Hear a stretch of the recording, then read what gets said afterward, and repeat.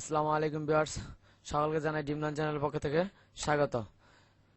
সাথে আছি আমি মাহবুব আলম। আমি আজকে আপনাদেরকে পাওয়ার পয়েন্টের সাথে পরিচয় করিয়ে দিব। তো চলুন কথা না বলে শুরু করা যাক। তো আমরা বরাবরই আগের মতো এখান থেকে অর্থাৎ উইন্ডোজ বা স্টার্ট বাটন থেকে মাইক্রোসফট প্রোগ্রামটি কোথায় আছে, মাইক্রোসফট অফিস থেকে পাওয়ার পয়েন্ট, আমরা পাওয়ার পয়েন্টে ক্লিক করব। তো এটা আসার পর আমরা এটা এখান থেকে ক্লোজ করে দিব। এরকম একটা আসবে, এখানে লেখা থাকবে click at first slide. Slide হচ্ছে আমরা এমএস ওয়ার্ডে করেছি, যেটা হচ্ছে পেজ, আমরা বলছি পেজ, এবং আমরা এক্সেলে করেছি শিট। অর্থাৎ এমএস ওয়ার্ডের পেপারগুলোকে বলা হয় পেজ এবং এক্সেলের পেপারগুলোকে বলা হয় শিট, এবং পাওয়ার পয়েন্টের যেই পেপার থাকে বা যেইখানে আমরা লিখি এগুলোকে বলে স্লাইড। তো প্রথমে এটা এরকম আসবে, এইখানে স্লাইড 1 ক্লিক করা আছে। দেন আমাদের যদি আরো বেশি প্রয়োজন হয়, একের অধিক স্লাইড নিতে প্রয়োজন হয়, তো আমরা এই যে এখানে নিউ স্লাইডে ক্লিক করব, অটোমেটিকলি আরো একটা স্লাইড চলে আসছে।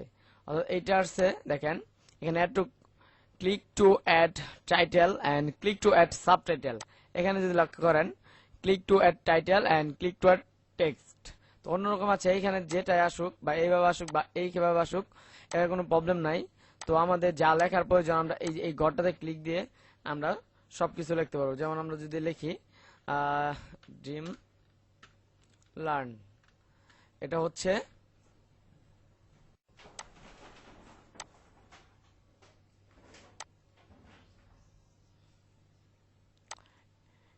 টাইটেল, তার জন্য লেখাটা বড়, এবং এটা হচ্ছে সাবটাইটেল, এখানে ছোট করে লেখা থাকবে। বা আমাদের যদি কাল প্রয়োজন হয় আমরা এটা ক্লিক করে এখান থেকে, অর্থাৎ এদিকে এই যে এই বিন্দুতে ক্লিক করে আমরা ডিলিট করে নিতে পারবো। ডিলিট অপশনে ক্লিক করে আমরা ডিলিট করে নিতে পারবো।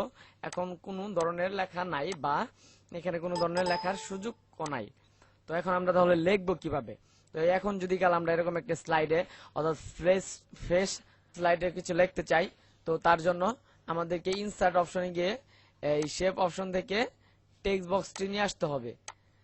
অর্থাৎ টেক্সট বক্সটি নিয়ে আসতে হবে। টেক্সট বক্সটি নিয়ে আসার পর মাউস ড্র্যাগ করে টেক্সট বক্স একে নিয়ে আমরা এখানে আমাদের মন মতন যা যা প্রয়োজন সেইগুলো লেখাগুলো আমরা লিখতে পারবো বা আবারও ডিলিট করতে পারবো। তো এই যে আরেকটা আছে, এটাও আমরা এইভাবে ডিলিট করতে পারবো বা এইখান থেকে আমরা নতুন করে নিতে পারবো। এরকম দুইটা আসছে। এরকম আমরা যদি চাই যতগুলো প্রয়োজন আমাদের নিউ সাইটে ক্লিক দিয়ে এখান থেকে আমি চেঞ্জ করে করে নতুন নতুন স্লাইড নিতে পারবো। এইভাবে আমি হাজারো স্লাইড একসাথে নিতে পারবো। তো আসি, স্লাইড নেওয়ার পর এটা আমরা হোম থেকে নিলাম স্লাইড। তো এখান থেকে আবার খেয়াল করি, যদি আমরা কিছু লিখতে প্রয়োজন হয় আমরা ইনসার্টে না যাওয়া সরাসরি হোম থেকেও এই যে এইদিকে খেয়াল করেন, এই যে টেক্সট বক্স, এখান থেকে আমরা টেক্সট বক্স একে এখানে আমরা লিখতে পারি। যেমন আমরা একটা লেখা লিখলাম, তো এই লেখাটা আমরা এমএস ওয়ার্ডে যে সব করেছি, যেমন font colour, font style, bold, underline, Italian আর কি টেক্সট ডেকোরেশনে যা যা থাকে আমরা সব ধরনের কাজ করতে পারছি। এইখানে আমরা এরকম করতে পারবো। যেমন এইখান থেকে আছে ফন্ট সাইজ, যদি খেয়াল করেন যে লেখা বড় হচ্ছে, এই যে ফন্ট স্টাইল, এই যে এদিকে ফন্ট স্টাইল রয়েছে, এই যে লেখার স্টাইলগুলো চেঞ্জ হয়ে যাচ্ছে, লেখার স্টাইলগুলো চেঞ্জ হচ্ছে ফন্ট স্টাইল, এই যে খেয়াল করছেন যেটা ফন্ট স্টাইল। এন্ড এখান থেকে আমরা বোল্ড করতে পারি, ইটালিয়ান করতে পারি, আন্ডারলাইন করতে পারি, আবার উঠাইতে পারি। আবার এইখান থেকে আমরা এই এস, যেটা চেক্স শ্যাডো, এখানে আমরা ক্লিক দিলে একটা শ্যাডো পাবো অটোমেটিকলি। পিছনে খেয়াল করবেন একটা শ্যাডো আকার হয়ে গেছে। তো আবার আমরা এখানে আগের মতো কন্ট্রোল বি ধরে বোল্ড করতে পারি। এদিকে যদি খেয়াল করেন ফরম্যাট নামে আরেকটা অপশন আসছে, ওই আমরা এমএস ওয়ার্ডে যে আগে কাজগুলো করেছি সেম সেই সব কাজের মধ্যে আমরা যদি ফিল কালার দেই একটা রঙিন কালার হয়ে যাবে। দেন আউটলাইন যদি আমরা একটা কালার দিই একটা আউটলাইন কালার হবে, আউটলাইন নো করলে নো হয়ে যাবে। দেন ফিল যদি আমরা নো করি আগের মতো চলে আসবে, কোনো কালার আসবে না। এখান থেকে আমরা এলাইন করতে পারি, এলাইন সেন্টার করতে পারি, এলাইন মিডল করতে পারি। আমরা সব ধরনের কাজ এখান থেকে অতি সহজেই করতে পারি। এখান থেকে আমরা লেখার সাইজটা বড় করতে পারি, ছোট করতে পারি, আমাদের প্রয়োজন অনুযায়ী আমরা সরাইতে পারি। এখানে ক্লিক করে বা লেখাতে ক্লিক করে আমরা লেখাও চেঞ্জ করতে পারি, বা এখানে টেক্সট বক্স আঁকার জন্য এখানে আমরা নির্দিষ্ট মাপও বসায় দিতে পারি। যেমন এখানে ধরি আমি 2 ইঞ্চি বাই 5 ইঞ্চি, এই যে 2 ইঞ্চি বাই 5 ইঞ্চি হয়ে গেছে। আমি এটা রাখতে চাচ্ছি না, আমি এটা রাখতে চাচ্ছি। তো আছি, এটা যাওয়ার পর আমরা এখন যাব ইনসার্ট।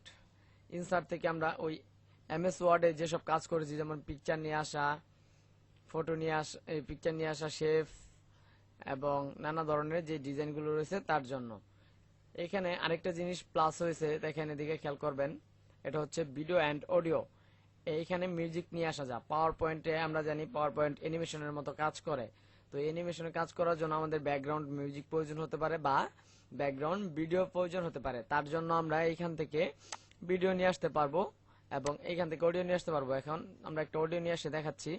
এই যে আমরা অনলাইন অডিওতে যাব না, আমরা চেষ্টা করব অডিও অন মাই পিসি, অর্থাৎ আমার ডেস্কটপে যে অডিওটা আছে, এখানে অনেকগুলো অডিও আছে। খেয়াল করেন আমি আগে যেটা নিব এটা অবশ্যই আগে একটা সিলেক্ট করে আলাদা একটা ফাইল করে নেব।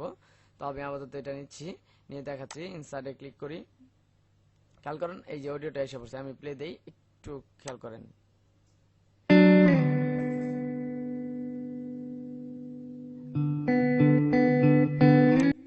এই যে মিউজিকটা বাজছে বা মিউজিকটা চলতেছে, এইটা ওইখান থেকে আমাদের নিয়ে আসা পড়ে।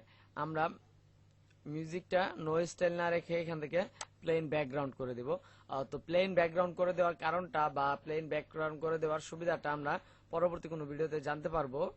তো আমরা শুধু এখানে এটুকু জেনে রাখি, আমরা নো স্টাইল না রেখে আমরা প্লেন ব্যাকগ্রাউন্ড করে দিব। তো মিউজিক আমরা অডিও মিউজিক যেভাবে নিয়ে আসলাম, সেম একই রকম ভাবে আমরা ভিডিও মিউজিকও নিয়ে আসতে পারবো। তো আসে এখন ডিজাইন। ডিজাইন হচ্ছে পিছনের পেপার বা এই যে আমাদের যে সাদা এটা দেখতেছেন, খেয়াল করতেছেন ব্যাকগ্রাউন্ড, এটার স্টাইলের জন্য খেয়াল করেন আমি যে এখানে মাউস ক্লিক করলে অটোমেটিকলি স্টাইল হয়ে যাচ্ছে এখানে, অর্থাৎ তারা ডিজাইন করে রাখছে। আমরা শুধু এখানে সেই ডিজাইনটা নিয়ে কাজ করব। দেন এটাই হচ্ছে এখান থেকে ডিজাইন। যদি আমরা এটা নেই, খেয়াল করেন এই যে অর্থাৎ তিনটা ঘরই আমার একই রকম ডিজাইন হয়ে গেছে। আমরা এখানে লেখা দিছি, অর্থাৎ আমরা দ্বিতীয় স্লাইডে কাজ করতেছি। তো লেখা দিছি, তার জন্য দ্বিতীয় স্লাইডটা আমরা নিয়ে কাজ করতেছি।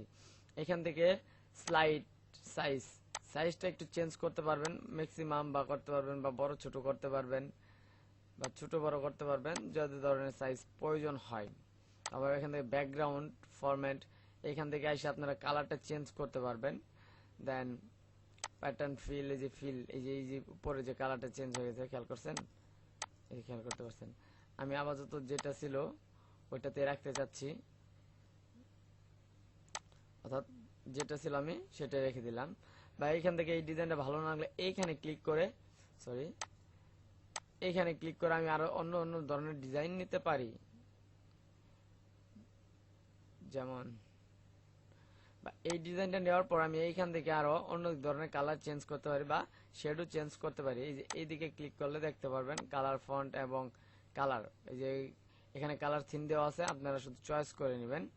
তো এখান থেকে যে এটা ক্লিক করা যায়, এই তো চেঞ্জ হয়ে গেল অটোমেটিকলি। তো এখানে আরো একটি নতুন অপশন যেটা এমএস ওয়ার্ড বা এমএস এক্সেল এ নাই, সেটা হচ্ছে ট্রানজেকশন। ট্রানজেকশন হচ্ছে এই যে আমরা তিনটা স্লাইড নিয়েছে কাজ করতেছি, একটা স্লাইড না কিন্তু কয়টা স্লাইড, একটা, দুইটা, তিনটা। এটা প্লে দেওয়ার পর একটার পর যে একটা স্লাইড আসবে, সেটা আসার জন্য যে ধরনের এফেক্ট বা যে ধরনের ডিজাইন আমাদেরকে আকর্ষিত করে, সেটাই হচ্ছে ট্রানজেকশন। অর্থাৎ একটা থেকে অপরটাতে কিভাবে সরবে সেটা হচ্ছে ট্রানজেকশন। এই যে এদিকে খেয়াল করেন, ট্রানজেকশন আমি একটা ট্রানজেকশন দেই, এই যে খেয়াল করেন, এই তো অর্থাৎ এই ট্রানজেকশনটা এইভাবে আসবে। আমি দ্বিতীয় স্লাইডে ক্লিক করে আরেকটা ট্রানজেকশন দেই, এটা এইভাবে আসবে। এবং তৃতীয় স্লাইডে ক্লিক করে আমি আরো একটি ট্রান্সলেশন দিতে যাচ্ছি, এটা দিতে যাচ্ছি। এখানে ক্লিক করে এখানে অনেক ধরনের ট্রান্সলেশন হয়েছে, আপনি দেখতে পারবেন, দেখে নিতে পারবেন। এই তো এইভাবে একটা ট্রান্সলেশন দিলাম। বা আমি দ্বিতীয় ট্রান্সলেশন একটু চেঞ্জ করে দিচ্ছি, এই ট্রান্সলেশনটা আমি আঁকতে যাচ্ছি, দেখেন অনেক সুন্দর না? তো এখান থেকে আপনি অনেক ধরনের ট্রানজেকশন দিতে পারবেন। এখন যদি আমরা প্লে দেই, এই যে প্লে, এখানে স্লাইড শো, এখানে যে এখানেতে খেয়াল করেন, এখানে slide show, slide show click দেন, আসলো। আসার পর অবশ্যই আমাকে মাউসে ক্লিক দিতে হবে একটি, ক্লিক দেওয়ার পর অটোমেটিক চলে যাচ্ছে, ক্লিক দিচ্ছি, দেন পরেরটা আসলো, ক্লিক দিচ্ছি, এন্ড ক্লিক, শেষ। তো তারপর হচ্ছে অ্যানিমেশন। অ্যানিমেশন কি? অ্যানিমেশন এখানে শুই করছে না। কেন করছে না? এখানে ভিতরে কিছু লেখা নেই। আমরা যদি এখানে লেখা নিতাম তাহলে অ্যানিমেশন শো করতো। তো অ্যানিমেশন শো করবো আমরা দ্বিতীয় স্লাইডে, যেহেতু লেখা আছে আমরা এখানে ক্লিক দেই। এখন আমরা এই লেখার উপরে ডিজাইন বা লেখাটা কোন স্টাইলে আসবে বা কোন ধরনের হয়ে আসবে সেটা কাজ করার জন্য অ্যানিমেশন আমাদের কাজ করে। তো আমরা এই লেখাটা সিলেক্ট করে আমরা এখান থেকে একটা অ্যানিমেশন দেই। এখানে ধরেন দেখতে পারবেন ইন্টারফেস এন্ড এমফাসিস এক্সিট, তিনটা অ্যানিমেশন হয়ে রয়েছে। ইন্টারফেস হচ্ছে শুরুতে, অর্থাৎ আমরা লেখাটা কিভাবে আসবে, এমফাসিস লেখাটা কিভাবে অবস্থান করবে বা কিভাবে থাকবে, এবং এক্সিট লেখাটা কিভাবে আবার চলে যাবে অর্থাৎ ফেরত চলে যাবে। এই তিনটা হচ্ছে অ্যানিমেশন। তো আমরা ফার্স্ট একটা অ্যানিমেশন দেই, আমরা ব্রাঞ্চ দেই, লেখাটা বাউন্স করতে করতে আসবে। দেন দেওয়ার পর এখন আমরা এখান থেকে ক্লিক করে দ্বিতীয়টা দিব না, আমরা অবশ্যই কি করব, এখানে ক্লিক করার পর অ্যাড অ্যানিমেশনে ক্লিক করব। কোথায়? Add animation. Add animation click করার পর এইখান থেকে আমরা একটা জিনিস সিলেক্ট করব। আমরা এইটা সিলেক্ট করি বা এটা সিলেক্ট করি, দেখবেন থিম নোটসে। তো আবার আরেকটি ক্লিক করি এখানে অ্যাড অ্যানিমেশন, এবং আমরা একে এক্সিট করে দিই, অর্থাৎ সেটি চলে যাবে। অর্থাৎ কিভাবে চলে যাবে এখান থেকে আমরা সিলেক্ট করতে পারবো। তো আমরা এইটা সিলেক্ট করে নিচ্ছি। দেখেন এখন খেয়াল করেন, এখন যদি আমি প্লে দেই, এটা আপনারা খেয়াল করেন, আমি মাউসে ক্লিক করছি, লেখাটা আসছে, অর্থাৎ ফার্স্ট অ্যানিমেশন কাজ করছে, সেকেন্ড অ্যানিমেশন কাজ করলো, এবং থার্ড অ্যানিমেশন লেখাটা চলে গেল বা মুছে গেল। আবার মাউস ক্লিক দেই, দেন শেষ। আশা করি জিনিসটা আপনারা বুঝতে পারছেন। আমরা আবার স্লাইডে আসি। অবশ্যই প্লে করার সময় ফার্স্ট স্লাইড থেকে শুরু করার চেষ্টা করবেন। আপনারা তো অবশ্যই লেখা দিবেন। তো আমি এখানে দিলাম অ্যানিমেশন। অ্যানিমেশনের পর আছে স্লাইড শো। স্লাইড শো আমরা এটা এখান থেকে করতে পারি। এখানে আমাদের আলাদা কোনো কাজের প্রয়োজন নেই বা আমাদের দরকার নেই। এটা আছে রিভিউ। রিভিউ আমাদের এখানে আমাদের ব্যক্তিগত বা আমরা সাধারণত যেসব কাজ করে থাকি পাওয়ার পয়েন্টে, সেখানে রিভিউ বা ভিউ এর কোনো ওরকম ভাবে প্রয়োজন আসে না। অর্থাৎ গাইডলাইন, এই যে দেখেন গাইডলাইনে ক্লিক দিলে গাইড করে ফেলছে, এন্ড গাইডলাইন উঠে দিলে চলে যাচ্ছে। গাইডে ক্লিক দিলে মাঝ বরাবর আমরা বুঝতে পারতেছি, মাঝ কানটা অর্থাৎ সেন্টারটা আমরা সহজেই নির্ণয় করতে পারতেছি। আবার ক্লিক দিলে উঠে যাচ্ছে। রোলারটা এইদিকে খেয়াল করেন, এই যে এইটা যে স্কেল হচ্ছে, এটা হচ্ছে রোলার। খেয়াল করেন, এই যে এইটা উঠে দিয়ে চলে যায়, উঠে দিয়ে চলে যায়। তো এটা ফরম্যাট লেখার জন্য আসছে, লেখার ডিজাইন বা স্টাইল করার জন্য যে কাজগুলো করতে হবে সেটা আসছে ফরম্যাট থেকে। এখান থেকে অনেক ধরনের বক্স ডিজাইন রয়েছে, আমরা যেটা আমাদের ভালো লাগে আমরা সেটা সিলেক্ট করে নিতে পারি। দেন দেখেন এখন কিন্তু লেখাটা সুন্দর লাগছে। তো আমরা আবারও হোমে চলে আসি। তো আজকে এই ছিল পাওয়ার পয়েন্টের পরিচিতি। আশা করি পাওয়ার পয়েন্টের সাথে আপনারা পরিচয় হতে পারছেন। তো এর পরবর্তী ক্লাসে আমি অবশ্যই দেখাবো পাওয়ার পয়েন্টে কোনো একটা কাজ করে বা কোনো একটা শেপ বা ডিজাইন করে, যাতে আপনারা সহজেই যে কোনো ধরনের কাজ করতে পারেন। তো আজকের মতো আমি বিদায় নিচ্ছি। সকলেই ভালো থাকবেন, এবং আমার চ্যানেল যদি আপনি নতুন হয়ে থাকেন অবশ্যই আমার চ্যানেলটি সাবস্ক্রাইব করবেন এবং বেল আইকনটি বাজিয়ে রাখবেন। আর যদি আমার চ্যানেলটি অলরেডি সাবস্ক্রাইব করে থাকেন তো অসংখ্য ধন্যবাদ আপনাকে।